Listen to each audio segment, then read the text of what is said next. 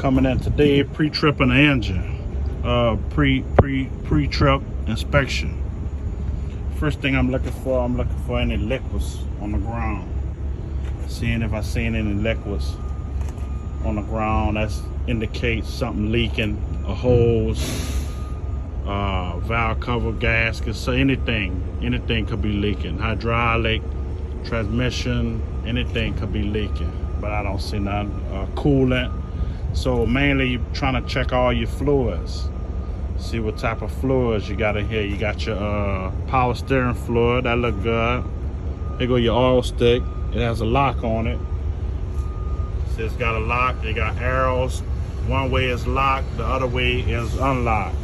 So we're gonna always make sure it's locked, because if you leave it unlocked, it can't come out of this hole.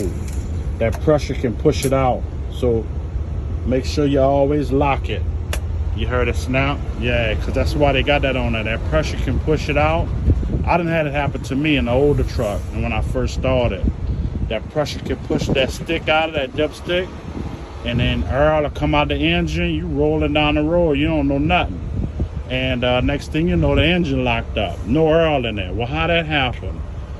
Not locking the dipstick back in the holder. So make sure you always lock it. Make sure that's always locked.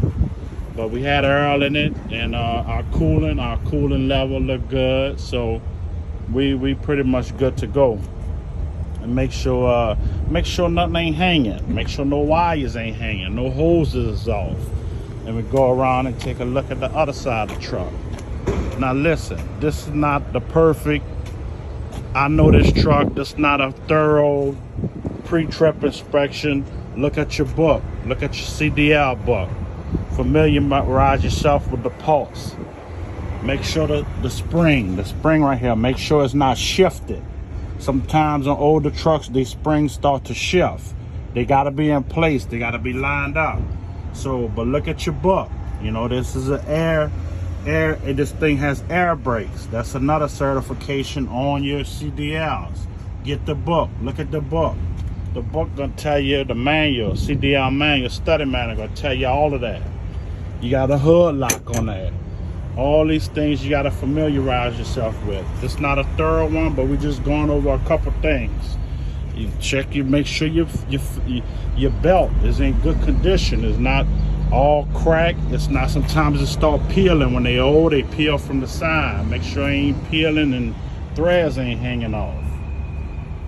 Driver X out.